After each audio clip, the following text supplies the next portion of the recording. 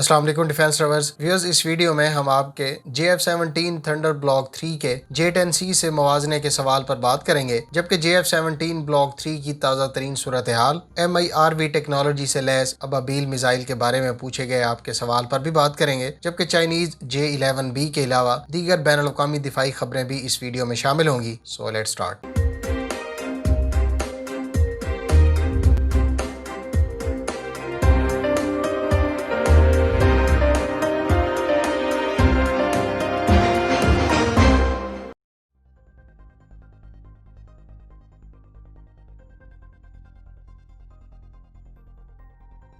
Viewers, active electronic scanned अरे radar के साथ चाइनीज J-11B फाइटर एयरक्राफ्ट की सीरीज प्रोडक्शन शुरू कर दी गई है। मुमकिन तौर पर इस अपग्रेड एयरक्राफ्ट को J-11BG का नाम दिया गया है और इसकी serial production aviation industries corporation China के शिनजियांग एयरक्राफ्ट प्लांट में शुरू की गई है। इस अपग्रेडेड एयरक्राफ्ट के फ्लाइट टेस्ट दिसंबर 2018 में मुकम्मल कर लिए गए थे और इस बात की तस्दीक चाइनीज मीडिया की तरफ से बुध के रोज की गई। अगर फोटोज को देखें तो अपीयरेंस के लिहाज से एक वाइट पेंटेड रेडार डोम देखने को मिलता है। इससे पहले वर्जन के रेडार डोम्स ब्लैक कलर में पेंटेड हुआ करते थे। आपको ये भी बताता चलूं कि ऐसा रेडार इक्विप्ड J-11B को पहली मर्तबा नवंबर 2019 में देखा गया था। हालिया तफसीलात में J-11B में की जाने वाली इंप्रूवमेंट्स का जिक्र तो नहीं किया गया, लेकिन माहिरीन का कहना है कि इसमें एक अहम इजाफा एडवांस एक्टिव इलेक्ट्रॉनिकली स्कैंड अरे रेडार का है, क्योंकि इससे पहले वर्जन पल्स डोपलर रेडार इस्तेमाल कर रहे थे।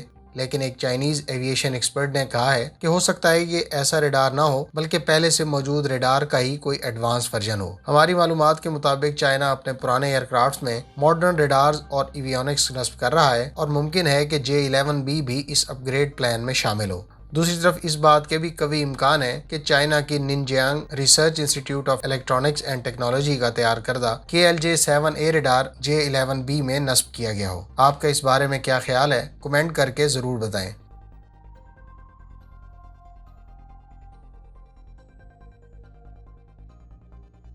फ्रेंड्स, पाक फिजाइया की तरफ से J-10C को मुंतखब करने से मुतालिक जब से सोशल मीडिया प्लेटफॉर्म्स पर खबरें गर्दिश कर रही हैं, तब से आपकी तरफ से पूछा जा रहा है कि J-10C और JF-17 ब्लॉक 3 में क्या फ़र्क है।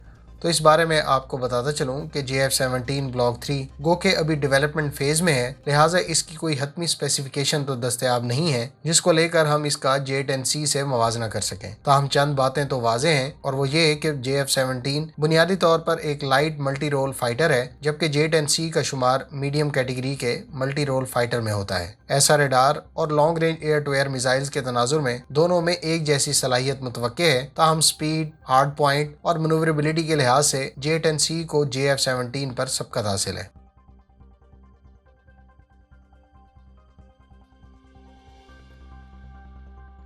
तुर्की ने यूक्रेनियन नेवी के लिए कॉर्वेट्स तैयार करने के लिए ओकियन शिपयार्ड का इंतखाब किया है। ये शिपयार्ड यूक्रेन के शहर माइकोलीव में मौजूद है। ओकियन शिपयार्ड की तरफ से इस बात की तस्दीक भी कर दी गई है। इतलात के मुताबिक इस बारे में एग्रीमेंट अक्टूबर और 15 दिसंबर 2020 को तय किया गया था। यूक्रेन और तुर्की की हालिया डील में बेल्जियम कॉर्वेट्स के अलावा अनमैन्ड कॉम्बैट एयर व्हीकल्स शामिल हैं और यूक्रेन बुनियादी तौर पर तुर्क TB2 ड्रोन्स के लिए large scale assembly line setup करना चाहता है।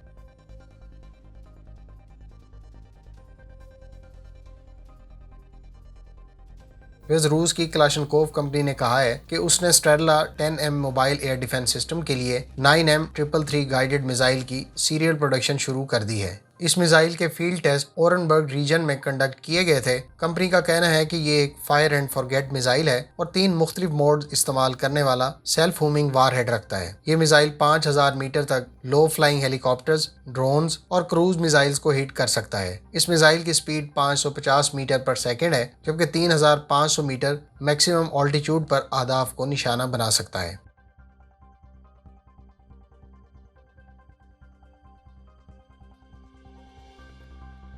फ्रेंड्स, JF-17 ब्लॉक 3 से मुतालिक आपको बताता चलूं कि इस साल के शुरू में मुतवक्के था कि Pakistan aeronautical complex Kamra block 3 के एटलीस्ट 3 यूनिट्स मैन्युफैक्चर करेगी। ताहम नए इंजन की मुतवक्के तनसीब ऐसा रेडार और दीगर अपग्रेड्स को लेकर जैसा कि हम पहले भी मुख्तलिफ वीडियोस में इस बात का जिक्र कर चुके हैं, ब्लॉक 3 अगले साल के मिड में देखने को मिल सकता है, जबकि इसकी सीरियल प्रोडक्शन के अगले साल के आखिरी क्वार्टर में इम्कानात हैं। इस साल PAC कामरा ने JF-17B को तैयार किया और अनकरीब पाक फिजाइया के JF-17B का ऑर्डर भी मुकम्मल कर लिया जाएगा, जबकि अगला साल इंशाल्लाह JF-17 ब्लॉक 3 की प्रोडक्शन का होगा।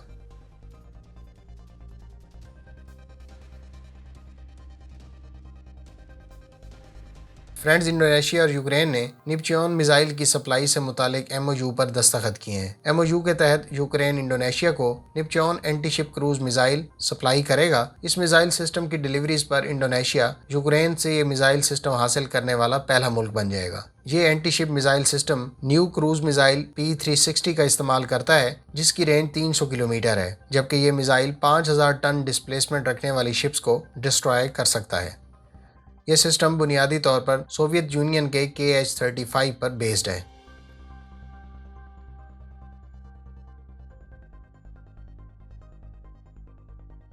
बेल्जियन एयरफोर्स ने पहला Airbus A400M military transport aircraft receive कर लिया है। बेल्जियम ने total 7 Airbus A400 military transport तैयारे ऑर्डर किए थे, जिनमें से दूसरा एयरक्राफ्ट 2021 के अवाइल में डिलीवर होगा।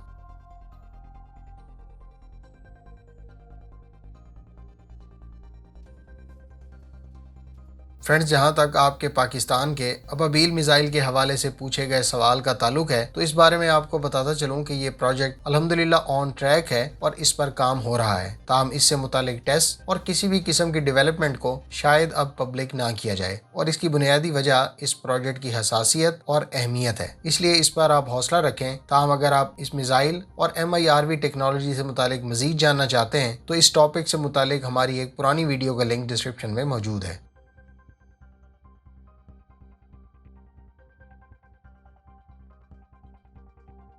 डेनमार्क ने ईगल 5 प्रोटेक्टेड पेट्रोल व्हीकल्स का फॉलो अप ऑर्डर प्लेस कर दिया है। इतलात के मुताबिक इन 56 व्हीकल्स के फॉलो अप ऑर्डर पर $51.9 मिलियन खर्च आएगा। इससे पहले ईगल 5 के रिकॉनिसेंस वर्जन की व्हीकल्स डेनिश आर्मी के जेर इस्तेमाल हैं, जबकि हालिया ऑर्डर की जाने वाली व्हीकल्स 2021 के आखिर से लेकर 2022 तक डिलीवर होंगी। नई डील में इस व्हीकल के 4 मुख्तलिफ वेरिएंट्स ऑर्डर किए गए हैं, जिनमें से एक पेट्रोल, दूसरा इलेक्ट्रॉनिक वारफेयर, तीसरा स्पोर्ट और चौथा रिकॉनिसेंस वर्जन है।